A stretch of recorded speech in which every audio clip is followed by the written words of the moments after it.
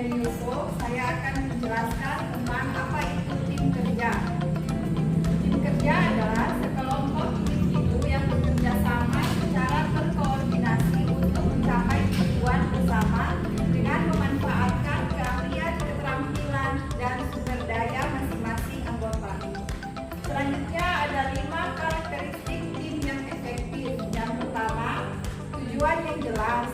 Semua anggota memahami dan berkomitmen pada tujuan tim. Maksudnya yaitu tim harus mengetahui kemana arah kerjanya, sehingga semua anggota mampu memahami target apa yang ingin dicapai.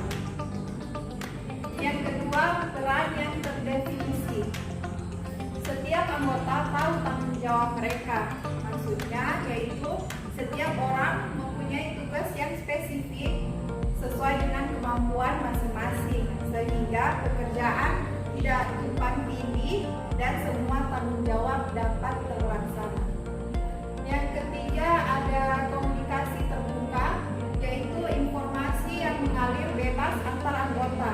Maksudnya yaitu anggota bisa bebas berbicara untuk menyampaikan ide, saran maupun kritik ke anggota tim lainnya, sehingga tidak terjadi kesalahpahaman. Yang keempat, ada saling mendukung. Maksudnya yaitu anggota saling membantu dan menghormati. Yaitu anggota saling membantu ketika ada kesulitan. Yang kedua, kerjasama dibangun dengan menghargai perbedaan dan menjaga kekompakan tim. Dan yang terakhir, ada kepemimpinan yang baik.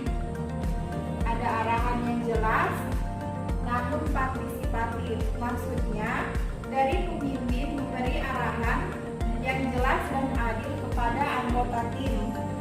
Pemimpin tidak bersifat otoriter, tetapi mendorong anggota timnya untuk aktif dan dapat berpartisipasi untuk mencapai tujuan bersama. Assalamualaikum warahmatullahi wabarakatuh.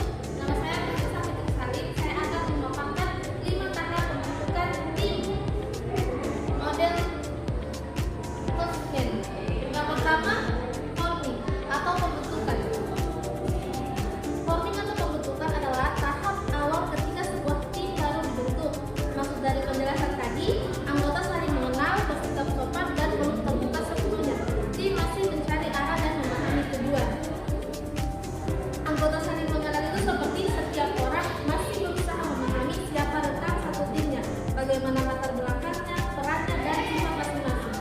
Kalau bersikap sopan, seperti interaksi biasanya penuh dengan kehati-hatian, lebih formal, dan cenderung ingin menampilkan sisi terbaiknya. Kemudian, belum terbuka sepenuhnya. Itu biasanya anggota belum berani menyampaikan pendapat jujur, kritik, atau ide yang lebih berani karena masih dalam tahap adaptasi. Kemudian, tim masih mencari arah dan memahami tujuan. Itu seperti kayak belum ada kejelasan penuh tentang bagaimana cara kerja, aturan maupun strategi tim, dan fokus utamanya adalah memahami tujuan bersama dan bagaimana cara mencapainya. Kemudian ada storming atau konflik. Jadi, storming ini muncul perbedaan pendapat, konflik peran, dan persaingan. Tahap bisa memerlukan pengelolaan konflik yang baik. Kalau muncul perbedaan pendapat itu, maksudnya anggota tim mulai berani menyampaikan ide, kritik, atau pandangan masing-masing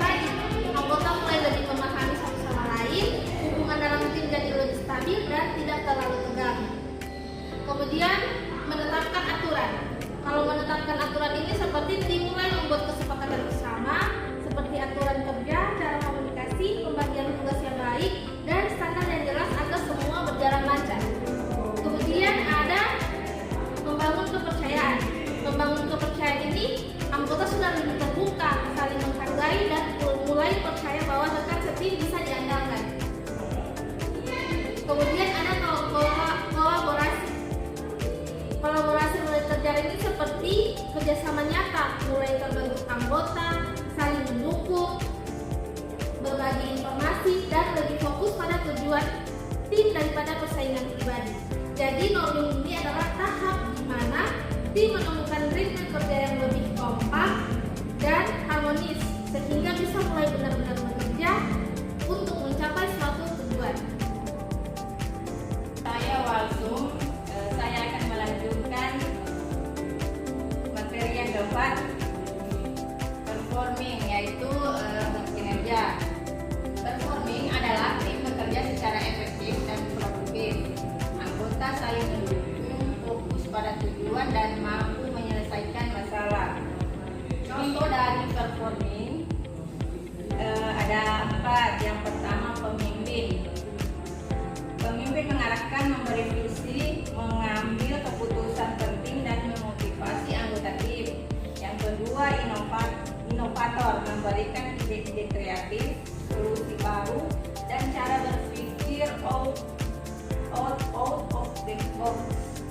Yang ketiga, evaluator, yaitu menganalisis atau menilai dan memberikan masukan agar pekerjaan sesuai standar dan tujuan. Yang keempat, koordinator atau mengatur jalannya kerjasama, membagi tugas serta komunikasi antar anggota. Terus enjoying itu dia pembubaran, adalah proyek selesai dan tim dibubarkan, fase refleksi atas pencapaian dan pelajaran yang diperoleh. Contoh dari enjoying adalah pemimpin hanya memantau karena anggota sudah mandiri. Yang kedua, inovator mengusulkan strategi promosi kreatif. Pelaksana langsung mengerjakan desain poster dan konten. Selanjutnya, evaluator menilai apakah strategi sesuai target pasar. Terus koordinator memastikan semua tugas selesai tepat waktu.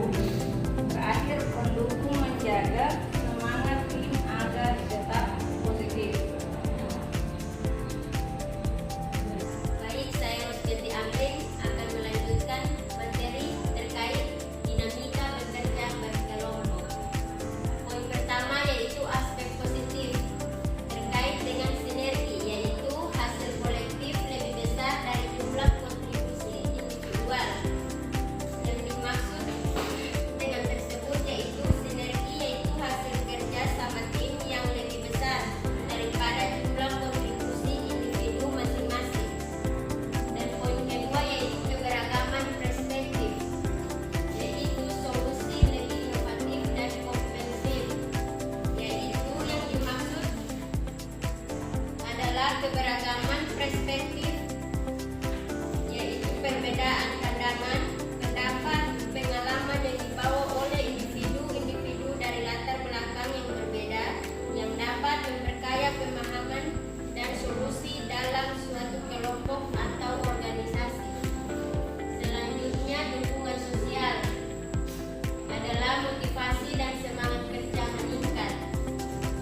Yang dimaksud dengan hal tersebut yaitu dukungan sosial adalah bantuan dan perhatian yang diberikan oleh orang lain seperti keluarga, teman, atau komunitas untuk meningkatkan kesejahteraan dan mengurangi stres.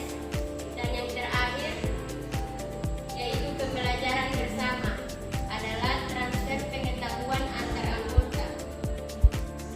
Yang dimaksud adalah pembelajaran bersama adalah proses belajar yang melibatkan interaksi dan kolaborasi antar individu-individu untuk mencapai tujuan bersama, berbagai pengetahuan, dan meningkatkan pemahaman dalam suatu kelompok tersebut.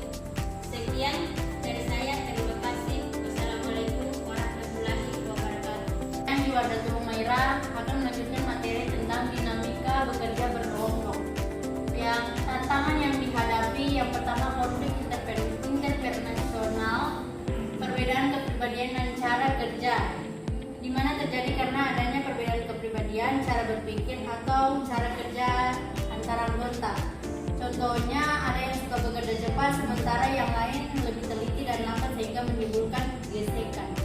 Yang kedua, ada social loafing. Anggota atau kondisi ketika ada anggota kelompok yang kurang berkontribusi atau bahkan bergantung pada kerja keras anggota lain. Akibatnya beban kerja tidak seimbang.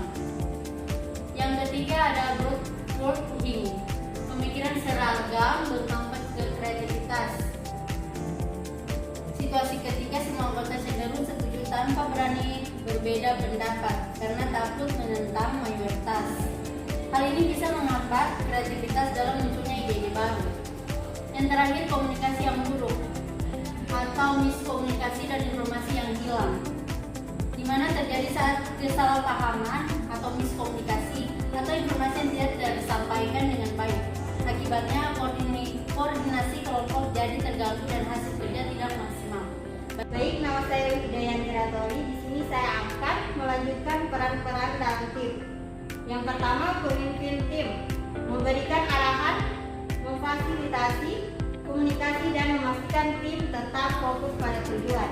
Ya, seperti mengarahkan dan memberi visi dan mengambil keputusan yang penting.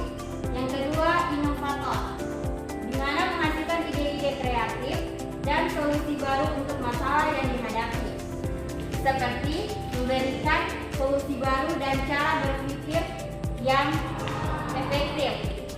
Evaluator, yaitu menganalisis situasi secara objektif dan memberikan penilaian kritis, seperti menilai dan memberi masukan agar pekerjaan sesuai standar dan tujuan.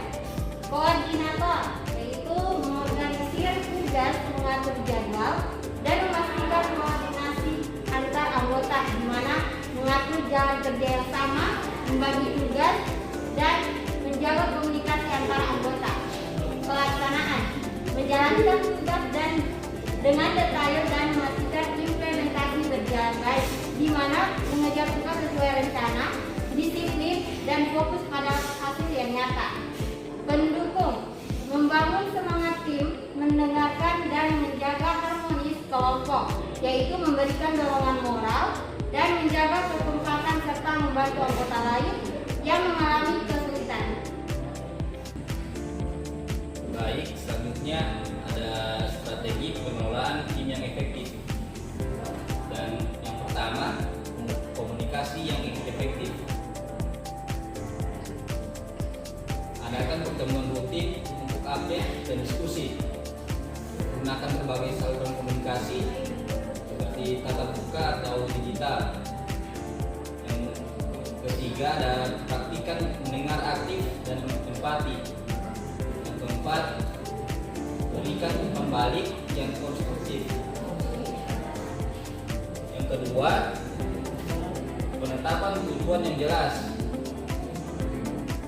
Dalam penetapan tujuan yang jelas ini menggunakan metode SMART, spesifik, measurable, achievable, relevan, dan time bound. Poin yang kedua, pastikan semua anggota memahami tujuan. Dan yang ketiga, bagi tujuan besar menjadi milestone yang terukur. Nama saya Muhammad Adian, saya akan melanjutkan materi manajemen konflik. Yang pertama, identifikasi sumber konflik sejak dini. Konflik pada umumnya berawal dari perbedaan kepentingan, miskomunikasi, atau kesalahpahaman. Oleh karena itu, pentingnya untuk mengenali sumber konflik sejak dini. Yang kedua, fasilitas dialog terbuka antar pihak yang berkonflik.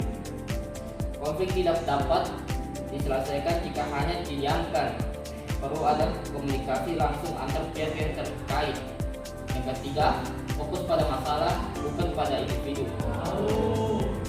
Di sini kritik harus diarahkan pada situasi atau permasalahan bukan pada pribadi. Yang keempat, cari solusi yang menguntungkan semua pihak. Jadi kita harus saling mendengarkan semua pihak yang terlibat, bukan hanya mendengarkan dari salah satu pihak saja. Yang keempat, pembagian peran dan tanggung jawab. Sesuaikan peran dengan keahlian minat anggota. Dalam sebuah tim, setiap anggota memiliki latar belakang, keterampilan, dan minat yang berbeda-beda. Oleh karena itu, pemimpin harus bisa membagi tugas dan mempertimbangkan keahlian dan keterampilan individu masing-masing. Yang kedua, dokumentasi dan tanggung jawabnya secara jelas agar tidak terjadi kebingungan. Setiap peran dan tanggung jawab harus tertulis dan disepakati bersama. Pastikan beban kerja terdistribusi secara adil. Keseimbangan dalam pembagian tugas sangat penting agar tidak ada anggota yang kelebihan atau kekurangan beban kerja. Keempat, berikan otonomi dalam pelaksanaan tugas. Setelah tugas diberikan, anggota perlu diberi kepercayaan dan ruang untuk mengatur cara menyelesaikannya. Otonomi mendorong kreatif dan inisiatif individu. Saya Nur Aziza akan melanjutkan pemaparan materi pada strategi pengelolaan tim yang efektif. Di sini 5 pembangunan kepercayaan. Membangun kepercayaan adalah fondasi utama dari tim yang efektif. Tanpa kepercayaan, komunikasi menjadi terhambat, konflik mudah membesar, dan kolaborasi sulit terwujud. Kepercayaan harus dibangun dalam 2 arah, antar manajer dan tim, serta antar anggota tim itu sendiri. Di sini menunjukkan poin kecilnya. Yang pertama, tunjukkan integritas dan konsistensi dalam tindakan, akui kesalahan dan belajar darinya, hargai kontribusi setiap anggota, ciptakan lingkungan yang aman untuk berpendapat. Kemudian yang poin ke-6, membangun evaluasi dan pembangunan. Evaluasi dan pembangunan adalah proses berkelanjutan yang memastikan pertumbuhan individu dalam meningkatkan kinerja tim dalam waktu ke waktu. Ini mengubah kesalahan menjadi pembelajaran dan potensi menjadi keunggulan. Di sini poin kecilnya itu seperti melakukan review berkala terhadap kinerja tim, terus yang merayakan pencapaian dan sukses bersama, identifikasi area yang perlu diperbaikan, berikan pelatihan dan pengembangan keterampilan